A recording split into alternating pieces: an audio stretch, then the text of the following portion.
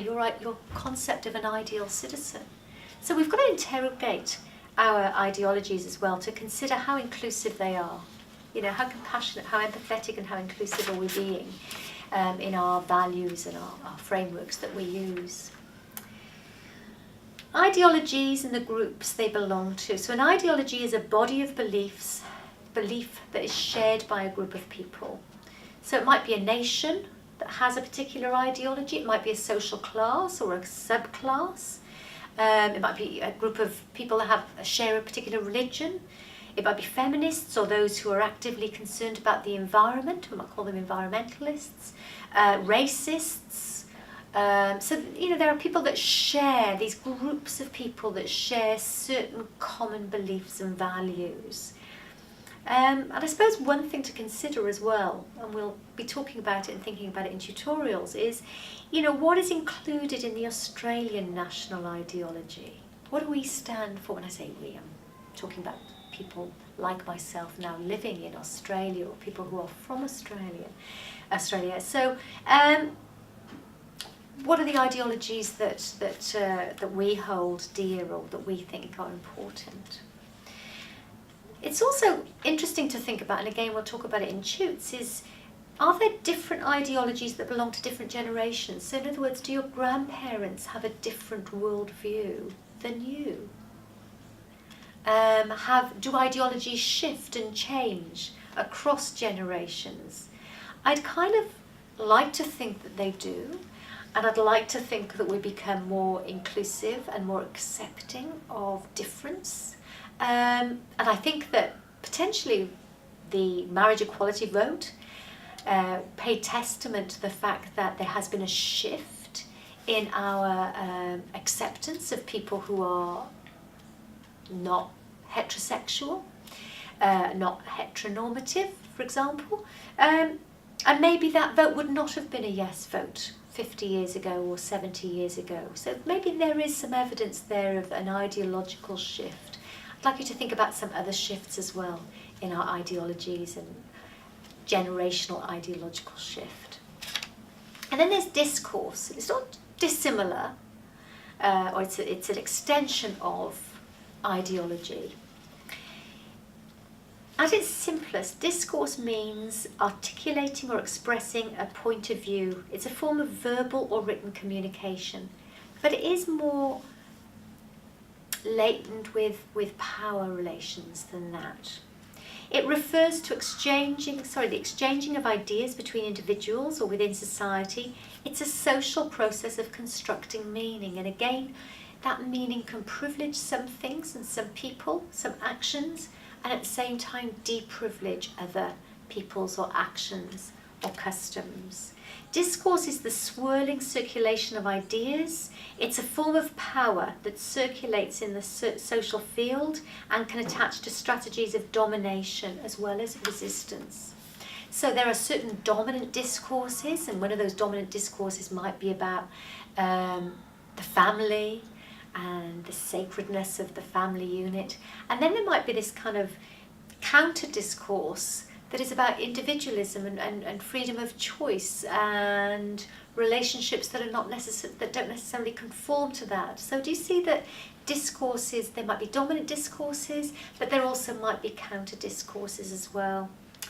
And there are discourses relating to all aspects of the world. So discourses on health, discourses on education, discourses of masculinity, discourses of femininity, what it is to be female and therefore what it is to be feminine, what it is to be a male and therefore what it is to be masculine. These discourses around how to behave and how we should be. Discourses of criminality, what we constitute as a crime. Maybe an interesting one there might be something like euthanasia, for example, that is obviously a criminalised set of activities or actions that may fall outside of what your ethical or ideological understanding of the value of life and empathetic passing of life might be. So, you know, criminality might be one of those discourses that throws up counter discourse as well. Discourses of celebrity, discourses of sexuality, discourses of climate change. These are all in the public domain, we talk about them, we have perspectives on them. We discuss them in certain ways. And then we can think about language, texts and representations. Just going to remind you that no texts are properly unbiased.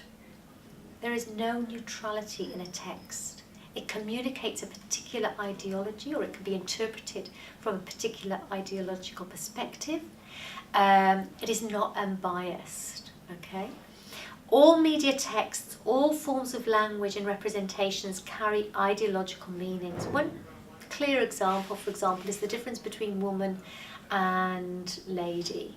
So to be a lady, etymologically lady and historically lady, to be a lady you had to be white, you had to be of a certain upper class.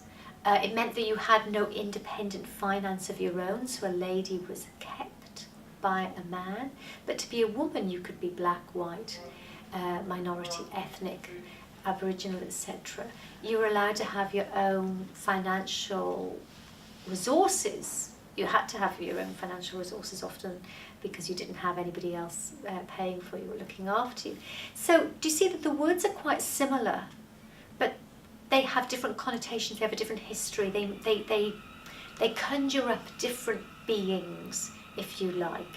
So no text is neutral. It's imbued with values and it's imbued with an ideology. Texts contain an implied view of society. So visual texts, posters, films, music videos, they tell us what is valued, or they tell us how to behave in a certain way. They imply a certain perspective of how we should be or who we should be. And often it's quite subtle. So what we're doing today and what we did last week and what we'll continue to do in the course is to start looking at deconstructing those texts, to think about what is the dominant ideology, in whose interest is the dominant ideology. That's always a good question, isn't it? In whose interest is it for me to buy into that consumerist culture? Or in whose interest is it for me to want to adhere to that particular body shape? In whose interest is it that I should work 60 hours a week and buy into the work ethic? Who's really benefiting from this? So these are why these questions are really important, because they ask us to uncover the power relations that are being permeated in the text. So texts contain an implied view of society, how we should behave, what we should value, who we should value and who we should not value quite so much. Remember that beliefs related to class, race, age, sexuality and so forth are represented in media texts, and that such representations communicate ideological values about what is natural, what is good, what is normal and what is desirable, and what I would argue is constructed, because they're all constructs. Remember that. So ideologies hiding in plain sight, as I mentioned a little bit earlier. So you might read, for example, a fairly innocuous text, or seemingly fairly innocuous text. When you were in school, I dare say you would have had the John and Mary or the Peter and Anne set of books. These early readers, these first readers, I remember them very well, and I remember very clearly now the families that were constructed in those, where there would always be the mum, the dad, the two children, always white, always middle class, always had a white picket fence. They didn't look like me. They didn't look like or sound like the culture that I belonged to. They didn't live in a house like I lived in. And yet these were the texts that we were given at a very young age as a blueprint for how to be. So they start quite young, don't they? These texts, people are engaged in these texts from quite a young age, and they are imbued with ideological and dominant kind of power relations and values about how to be and who is valued, etc. So you can start looking at the text that you engaged with and that you continue to engage with in that way. So a dominant ideology, the theory of dominant or ruling ideology, relates to how the dominant or ruling groups in society maintain their power. So it's argued that the ruling groups don't necessarily always maintain their power through force. So I'm not actually pinned to this chair. I'm not physically forced to come to work each day. I'm not forced or beaten for not eating certain foods or fruits or vegetables. Instead, I am persuaded to do so. I'm persuaded to come to work because of the ideology of the work ethic and how it's a good, purposeful thing to do and to have a contribution to society. I am persuaded to eat certain foods over other foods because I'm told about the nutritional value and how, if I am to live to 100, God forbid, what I need to do that. Dominant ideologies work very subtly to teach us how to behave and to subtly control our behaviours. So that's what we mean by dominant ideology. The ruling group maintain their power. We adhere to certain positions of society, and we still maintain, whether it's a monarchy in the UK or a government in Australia, we adhere to those kind of structures of power, and those people in positions of power maintain their power through the stories and the images and the text that we consume through the ideology within them. It argues that ruling groups stay powerful because the ideologies, that's in the ideas, beliefs and values they serve, are accepted by most of us in society. So most of us seemingly accept that these power relations are legitimate. These ideologies are constructed and embedded into our lives and social systems, and they're accepted as normal. So often we don't challenge them. We don't challenge the acceptance that education is a good thing. We don't challenge the notion that home ownership is a legitimate and important thing. Yet, when you think about it, it's actually quite bizarre. How can we own a piece of the land that was here, millennia before we were, and will hopefully be here for a long time after we leave? But still, we accept that those things, that personal identity and home ownership, etc., are legitimate and good things, good for society and good for us. So we accept them. Most people accept these dominant ideologies. These ideologies are constructed into our lives, so we fail to change them. Although most of us do not directly benefit from these ideologies. So for the majority of people accept them. The status quo is maintained.